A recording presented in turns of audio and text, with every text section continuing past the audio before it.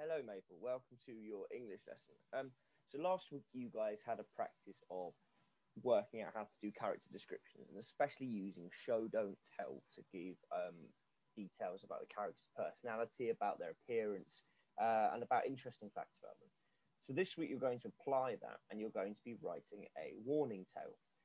Now, what we're going to go through today is we're going to have a look at an example warning tale, just a short one. We're going to remind ourselves of the story mountain that we use for planning. We're going to go through what each section needs to be planned with, and then I'll show you my plan for a story that I'll write alongside you guys as we go. Um, Remember, with a plan, it doesn't need to be full sentences, it doesn't need to be paragraphs, it just needs to be notes that you can use. I would always say get more detail than you need in a plan because it's much easier to take detail out than it is to have to try and come up with detail when you're halfway through writing. So let me share my screen with you and let's have a look and see what we've got. So, as I said, to plan a warning tale. And this is our example called a warning story. If you are comfortable reading it yourself, then just pause it and go through it like that. I will read it as well, though, for those of you that want to hear it.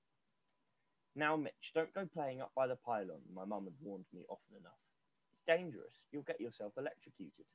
Did I listen? Of course I didn't. Most days after school, that was exactly where I went. Daft, really, but she actually thought that I was doing my homework with Connor. Mum worries too much. I've still not forgotten how she used to tell me not to play under Hanger Bridge by the railway in case the troll snatched me. Of course, I was younger then. The pylon she was talking about stood at the end of Muggy Moss Road.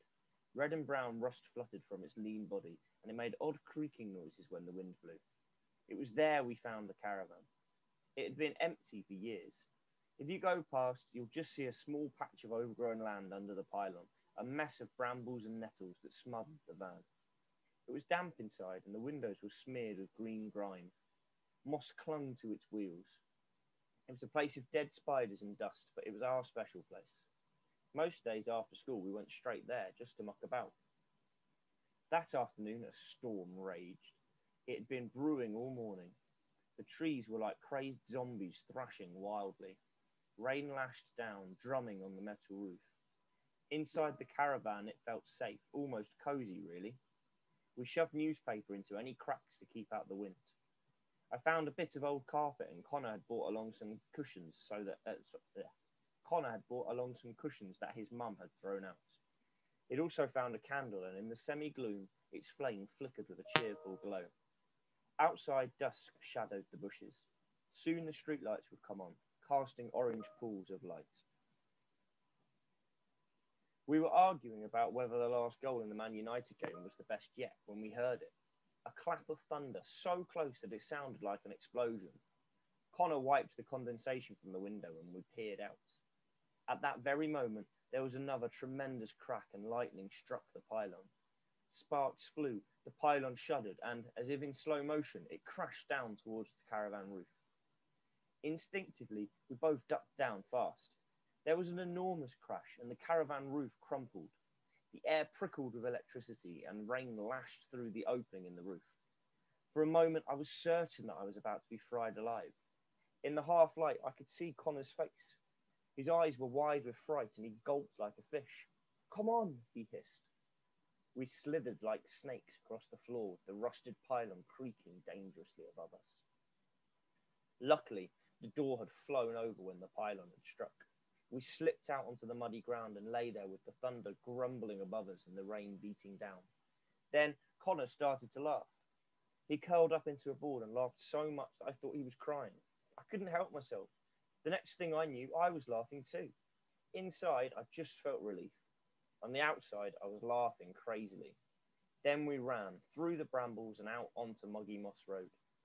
Of course, Mum was furious. "I'm not made of money," she said, eyeing the state of my school clothes. "Still, maybe a good wash will sort them out." She glared at me suspiciously. "So a tree nearly hit you?" I nodded, avoiding her icy stare. "You could have been killed," she said. Shamefaced, I nodded. She was right. She'd been right from the start. So have a look back through that warning tale and see what bits you like about it, what bits you might change about it. I'm going to try to encourage you all to make your warning tale a bit festive, to try and make it a bit Christmassy.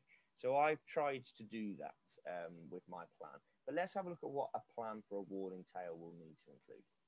We know that our story mountains are the way that we plan our non-fiction writing. So we always start with an opening, with a beginning, where we normally get introduced to the characters, get introduced to the setting, get introduced to any key parts about the story. Then we've got a build up, which leads to our dilemma, our problem. Then we've got the resolution. How does the problem get solved? And then the closing. What happens at the very end? Now, often the resolution and the closing merge into one a little bit. But in this one, the closing can be a what lesson did the character learn from the whole experience? So in our opening, we're going to introduce your characters using that show, don't tell character description. You might want to use big parts of what you did last week and just edit them slightly or add other bits to them. We want to set the scene as well. Where are they? When is it set? Are you setting it in the modern day? Are you setting it in the future? Are you setting it in the past? What season is it? Is that important? What extra information do we need? In the build-up, who gives them the warning? What is the warning? And why were they given the warning? So the warning is obviously key in this. In our model text, it starts off with the warning, which is quite effective, but it doesn't have such a detailed character description as we are going to have in ours. So you might want to have the warning in the beginning and the opening, or you might want to keep it in the build-up like I'm going to.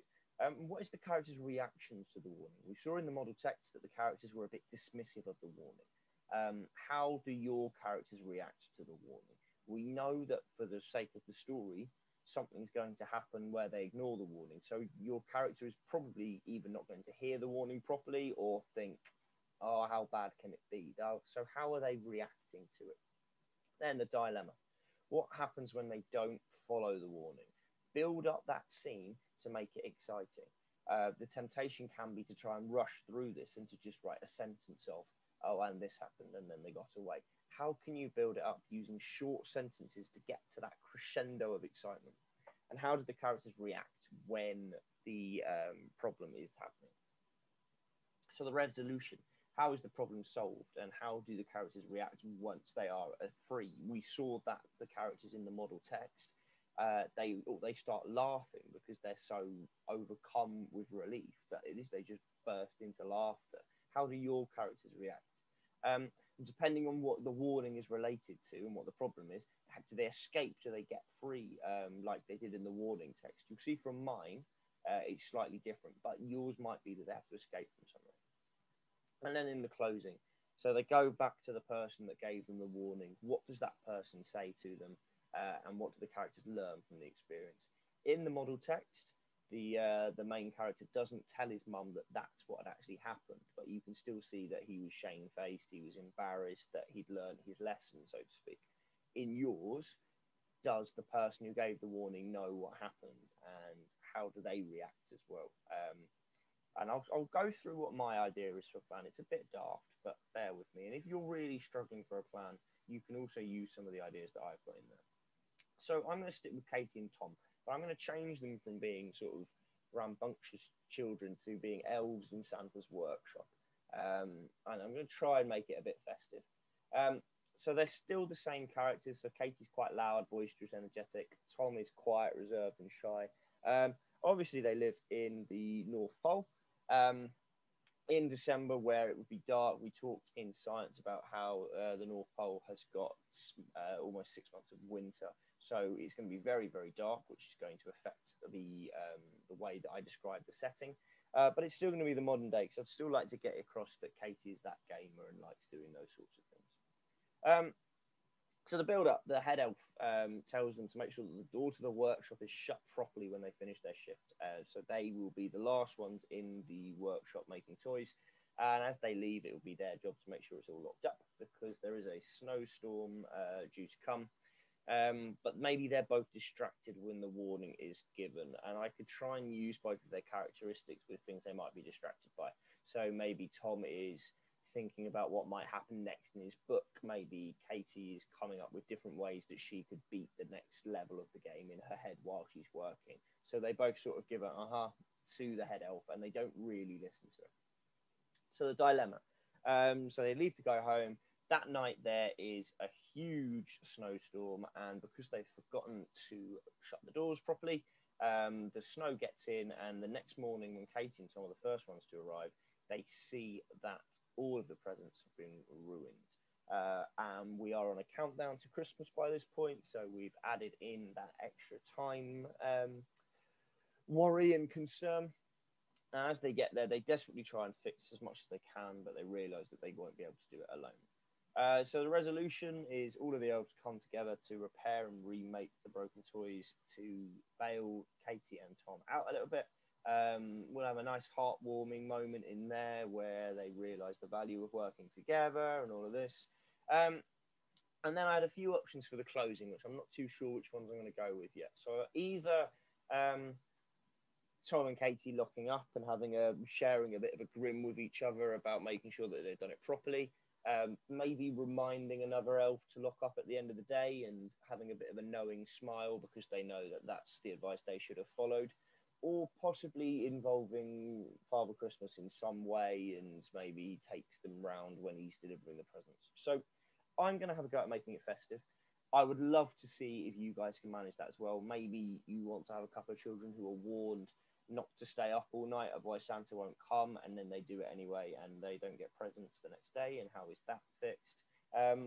Or you could go with the elves thing with me, or you could go with snowmen. You could have a snowman who's warned not to go inside because it'll be too hot and he might melt, and then he manages to be rebuilt afterwards. Have a think about how you can make it festive. Follow the Story Mountain format if you'd like, or you can use bullet points with each subheading. But try to make sure you answer as many of those questions as you can with as much detail as you can using that note form. But hopefully you can have a bit of fun with it. And then for the rest of the week, we will be writing this. But I'll go through and give you a model of what I've done for each day. Good luck, guys. I look forward to seeing these.